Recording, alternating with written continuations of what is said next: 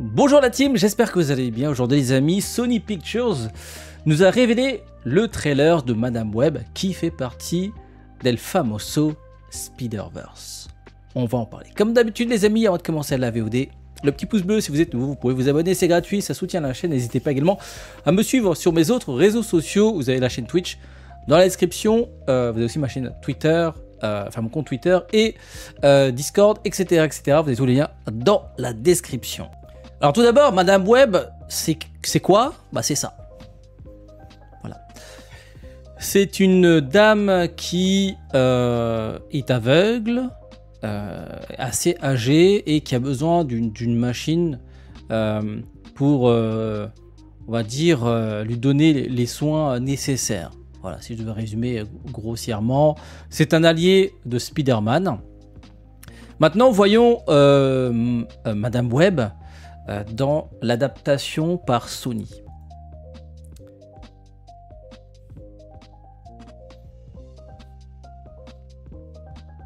Ok, d'accord. Ok, ok. Il y a de l'adaptation avec des grands guillemets.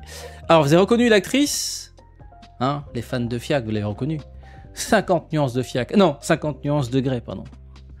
Oui, Dakota Johnson et Madame Web, les amis. Alors, je peux pas vous montrer le trailer, copyright, tout ça. Je vous laisserai le lien dans la description. Allez voir si vous voulez. Madame Web est interprétée par Dakota Johnson, pardon. Et elle va affronter dans ce film un certain Ezekiel Sims. Ezekiel Sims qui semble avoir à peu près les mêmes pouvoirs que Spider-Man. Voilà. Maintenant, la question c'est pourquoi pourquoi il y a des choses qui m'échappent. En fait, le fait que Madame Web me paraît si jeune, c'est vrai que ça interpelle. Alors, il semblerait que dans les comics, elle retrouve la jeunesse, mais après un rituel. Alors, peut-être que c'est le cas ici, peut-être que c'est la version post-rituel, mais le trailer nous donne plutôt l'impression d'une modernisation du personnage, parce que dans ce film, elle ne sera pas la seule Spider-Woman. Oui. Dans le trailer, on a pendant quelques micro-images un aperçu de Spider-Woman. Donc une Spider-Woman qui me paraît plus jeune que la version du comics. Encore une fois, j'ai l'impression que voilà, l'idée c'est de rajeunir un peu tout ça. Dites-moi ce que vous en pensez les amis par rapport aux comics. Dans le comics, Spider-Woman ressemble à ça les amis, hein. Je trouve que le masque est quand même moins intéressant, moins bien. Ouais, je sais pas, je suis pas très fan du masque dans le film. Et puis encore une fois, il me paraît jeune quoi. L'adaptation vise. J'ai l'impression que l'adaptation vise le public de No Way Home. Enfin, du Spider-Man, nouvelle version, nouvelle génération. Alors moi je suis pas un grand connaisseur de ce personnage, hein. On connaît à peu près tous Spider-Man. C'est vrai que Madame Web c'est pas vraiment un personnage très connu du grand public. Il me semble que c'est la première fois qu'on la voit en prise de vue réelle. Le film est prévu pour 2024, pour l'instant on n'a pas de date confirmée. Il semblerait que ce serait pour février, mais bon, encore une fois, on n'est pas à l'abri d'un report. Bon, grosso merdo, Madame Web, c'est quelqu'un qui est capable de voir l'avenir. Voilà. Elle a des visions concernant les potentiels futurs qui peuvent se dérouler. Et en fait, son pouvoir, voilà, c'est savoir ce qui peut arriver.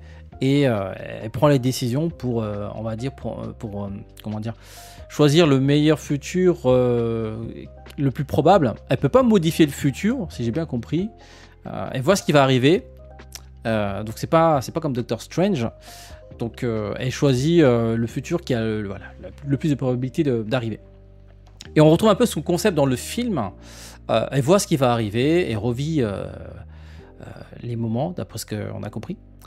Bon, par contre, là où je suis un peu sceptique, au niveau du scénario. Parce que la matière première de chaque film, c'est le scénario. Et si tu sais qui sont les scénaristes, tu as une petite idée du film que tu vas te taper. Alors, les scénaristes sont Kerem Sanga, Matt Sazama et Burke Sharpless. Ces noms me rappellent un certain film qui s'appelle Morbius. Le famoso Morbius qui fait partie des plus gros bids de 2022. Au scénario, on retrouvait Matt Sazama et Burke Sharpless. Voilà. On retrouve ce duo. Donc, déjà, ça commence mal. Ça commence très très mal. Si on a un peu compris, enfin, si on a suivi le projet, c'est ce qu'ils avaient annoncé. Hein. Ils ont envie de faire un Spider-Verse. C'est-à-dire parler des autres personnages autour de l'univers de Spider-Man, mais sans forcément faire appel à Spider-Man. Voilà. Parce que dans le film Madame Web, dans le casting, on retrouve la version jeune des parents de Spider-Man, c'est-à-dire Mary Parker et Ben Parker. Donc voilà, on retrouve des personnages qui tournent autour de Spider-Man, mais sans voir l'intéresser. Et en fait, je trouve le projet du Spider-Verse intéressant, mais s'il n'y a pas de connexion avec Spider-Man, quel est l'intérêt? L'intérêt du Marvel Cinematic Universe, parce que leur projet c'est de faire la même chose, quoi. C'est de faire parler, enfin, montrer plein de personnages différents pour ensuite faire un film où on les voit se réunir. Celui du MCU est plus cohérent.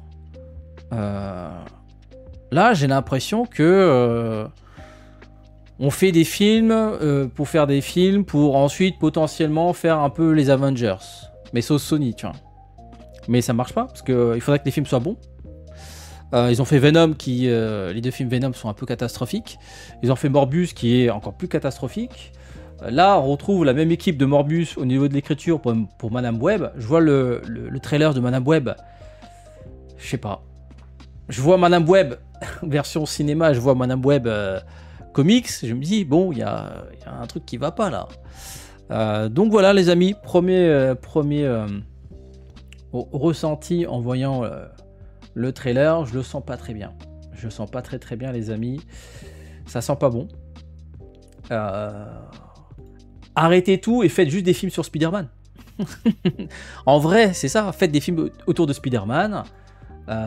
Mais arrêtez de faire ça, en fait. Arrêtez de faire des trucs... À la limite, vous faites un film Spider-Man dans lequel il y a des méchants ou d'autres intervenants. Et ensuite, on adapte en spin-off un film sur les personnages qu'on a vus dans un film de Spider-Man. Là, Venom c'est un peu le cas. Même si on le voit pas vraiment dans les films avec Tom Holland. Mais bon, on sait que Venom fait partie de la mythologie de Spider-Man. On l'a vu dans le troisième film de Sam Raimi. Donc voilà, Venom, on sait qui c'est. Et évidemment, ça nous intéressait de voir l'adaptation cinématographique dans un film standalone. Mais pour Madame Web, ça a l'air sympa. Mais je suis pas serein.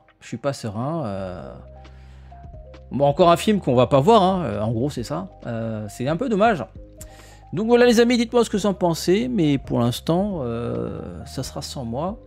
Ça se trouve, ça sera un bon film, là, mais bon, là, pour l'instant, quand je vois les costumes, quand je vois le trailer, quand je vois le matériel d'origine et je vois l'adaptation, je me pose des questions, les amis, je me pose des questions. Et quand je vois aussi l'équipe artistique, je suis pas très serein. Donc voilà les amis, on attend le prochain film Spider-Man, voilà. En attendant, on a des films qui tournent dans son univers, enfin qui évoluent dans son univers. Donc voilà les amis, sur ce, dites-moi ce que vous en pensez dans l'espace commentaire. Sur ce, à très bientôt, le petit pouce bleu, le petit abonnement, n'hésitez pas à me suivre sur mes autres réseaux sociaux, vous avez tous les liens dans la description, portez-vous bien et à très bientôt. Ciao ciao.